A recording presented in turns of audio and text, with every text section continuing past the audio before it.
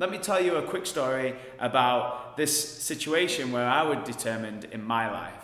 I've always been a very competitive kind of person, whether it was competing with my sister in a game at home or play fighting with my dad or the school sports day. I've always been very competitive. Training and competing in martial arts from a young age only increased my competitive spirit. I always enjoyed sports at school and I was up for any challenge. One day at school, we were waiting in the changing rooms to go in for our PE class.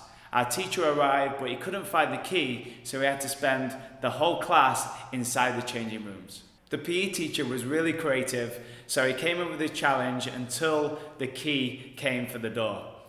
And it was to hold the press-up position for as long as we could until we had a winner.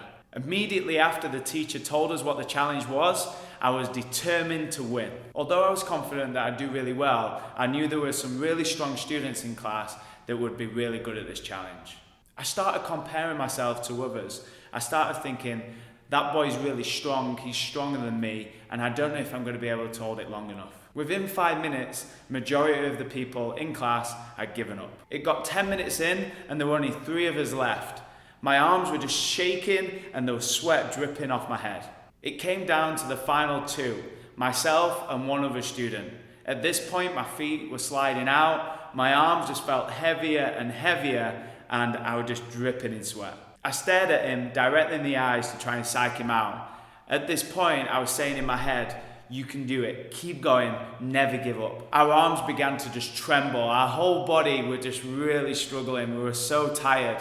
And then 3 minutes later, all of a sudden, the other boy dropped on the floor. My teacher grabbed my hand, put my hand up in the air, and I was crowned the winner. I felt awesome knowing that I'd given it everything, and I felt really proud of myself for being the strongest physically and mentally in class. From this experience, I learned that the only competition is myself.